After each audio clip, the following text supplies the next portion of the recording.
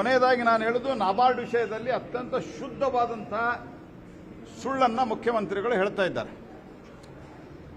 ನಮ್ಮ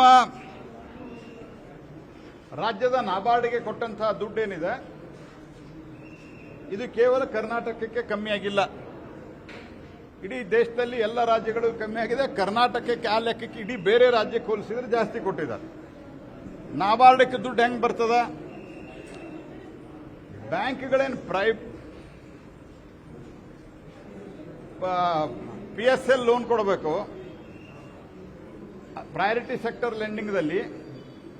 ಈ priority sector ಲೆಂಡಿಂಗ್ದಲ್ಲಿ ಬ್ಯಾಂಕ್ಗಳಿಗೆ ಗುರಿಯನ್ನು ಫಿಕ್ಸ್ ಮಾಡಲಾಗ್ತದೆ, ಎಲ್ಲ ಬ್ಯಾಂಕ್ಗಳಿಗೆ. ಅದರ್ ದೆನ್ ನಾಬಾರ್ಡ್ ಎಲ್ಲ ಬ್ಯಾಂಕ್ಗಳಿಗೆ ಗುರಿಯನ್ನು ಫಿಕ್ಸ್ ಮಾಡಲಾಗ್ತದೆ. ಕೆನರಾ ಬ್ಯಾಂಕಿಗೆ ಇಷ್ಟು 40% ಪ್ರಯಾರಿಟಿ ಸೆಕ್ಟರ್ದಲ್ಲಿ ಅವರು ಕೊಡಬೇಕು, ಕೃಷಿ ಕೊಡಬೇಕು, 40% ಕೃಷಿ ಕೊಡಬೇಕು. ರೂರಲ್ ಬ್ಯಾಂಕ್ಗಳು 75% ಕೊಡಬೇಕು. ಇಲ್ಲೇನು ಮಾತಾಡ್ತಿರಲ್ಲ, 75% ನಮ್ಮ ರೂರಲ್ ಬ್ಯಾಂಕ್ಗಳು ಕೊಡಬೇಕು. ಅವರು ಅಷ್ಟು ಕೊಡಲಿಲ್ಲ ಅಂದ್ರೆ ರಿಸರ್ವ್ ಬ್ಯಾಂಕಿಗೆ ಉದಾಹರಣೆಗೆ ಹೇಳಿದ್ದೇನೆ, ಯಾವುದೋ ಕರ್ನಾಟಕದಲ್ಲಿರುವಂತಹ ಒಂದು ಬ್ಯಾಂಕ್, ಕೆನರಾ ಬ್ಯಾಂಕ್ ಅನ್ರಿ, ಬ್ಯಾಂಕ್ ಆಫ್ ಬರೋಡಾ ಅನ್ರಿ, ಮತ್ತೊಂದನ್ರಿ, ಈ ಬ್ಯಾಂಕ್ಗಳು 40% ಅಗ್ರಿಕಲ್ಚರ್ ಕೊಟ್ಟಿಲ್ಲ ಅಂತಂದ್ರೆ ರಿಸರ್ವ್ ಬ್ಯಾಂಕು ಎಷ್ಟು ಕಮ್ಮಿ ಕೊಟ್ಟಿರ್ತಾರೆ? ಅವ್ರು 35% ಕೊಟ್ಟಂದ್ರೆ 5% ತೆಗೆದು ಅವರು ನಾಬಾರ್ಡಿಗೆ ಕೊಡ್ತಾರೆ. ಹಂಗೆ ಎಲ್ಲ ಬ್ಯಾಂಕ್ಗಳದ್ದು ವಿತ್ಡ್ರಾ ಮಾಡಿ ಕೊಡುವಂತ ಪದ್ಧತಿ ನಾವು ಮೋದಿಯವರು ಬಂದ ಮೇಲಲ್ಲ, ಮೊದಲಿನಿಂದನೂ ಇದೆ. ಬ್ಯಾಂಕ್ಗಳು ಜಾಸ್ತಿ ಕೊಟ್ರೆ, ಅವ್ರಿಗೇನು ಪ್ರಯಾರಿಟಿ ಸೆಕ್ಟರ್ ಲೆಂಡಿಂಗ್ದಲ್ಲಿ ಜಾಸ್ತಿ ಕೊಟ್ರೆ ಆ ಪ್ರಯಾರಿಟಿ ಸೆಕ್ಟರ್ ಲೆಂಡಿಂಗ್ ಎಷ್ಟು ಉಳಿತದೆ ಅಷ್ಟು ಕೊಡ್ತಾರೆ. ಹೀಗಾಗಿ ಈ ಸರ್ತೆ ಒಟ್ಟು 25,000 ಕೋಟಿನೇ ನಮಗೆ ಉಳಿದಿರೋದು. ಅಂದ್ರೆ ಬ್ಯಾಂಕ್ಗಳು ಬಹಳ ಚೆನ್ನಾಗಿ ಅಗ್ರಿಕಲ್ಚರಲ್ ಸೆಕ್ಟರ್ಗೆ ಲೋನ್ ಅನ್ನು ಕೊಡ್ತಾ ಇದ್ದಾವೆ. ಸುಳ್ಳೇನು ಹೇಳಿದ್ರ ಅದು ವಿತ್ತ ಮಂತ್ರಿಗಳಾದಂಥ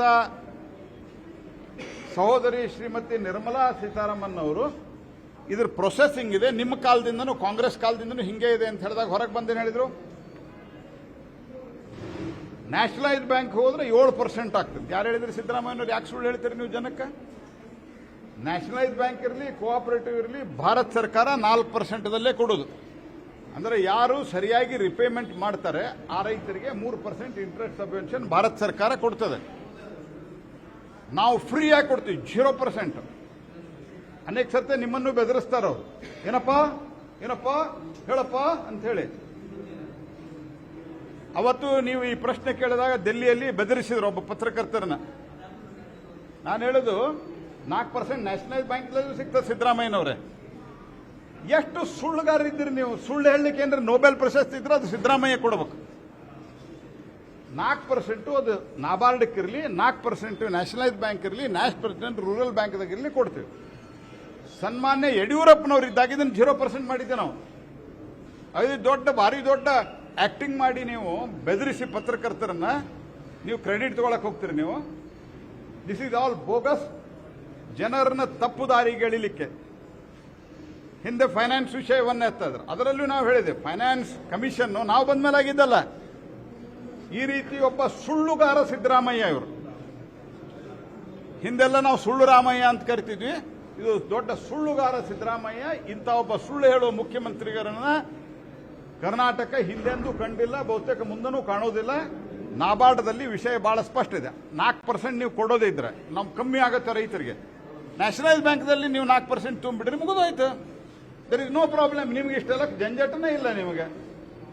ಈ ರೀತಿ ಸುಳ್ಳು ಹೇಳುವಂತಹದ್ದು ಜನರನ್ನ ನಿಮಗೆ 4% ಕೊಡೋದು ಬೇಕಾಗಿಲ್ಲ. ಅದಕ್ಕೆ ಇವ್ರಿಗೇನಿದೆ, ರೈತರಿಗೆ 4% ಕೊಡೋದು ಬೇಕಾಗಿಲ್ಲ ಈಗ.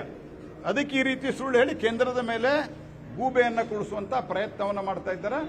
ಇದನ್ನ ಜನ ಗಮನಿಸ್ತಾ ಇದ್ದಾರೆ. ಮೋದಿ ಸರ್ಕಾರ ರೈತರ ಪರವಾಗಿದೆ, ನಿಮ್ಮ ಸರ್ಕಾರ ರೈತರ ವಿರುದ್ಧವಾಗಿದೆ, ನಿಮ್ಮ ಕಾಂಗ್ರೆಸ್ ಪಾರ್ಟಿ ರೈತರ ವಿರುದ್ಧವಾಗಿದೆ. ಜಾರ್ಜ್ ಸೋರೆಸ್ನ ಪರವಾಗಿರುವಂತಹವ್ರು ನೀವು ನಿಮ್ಮಿಂದ ಪಾಠವನ್ನು ಕಲಿಯಬೇಕಾಗಿದೆ.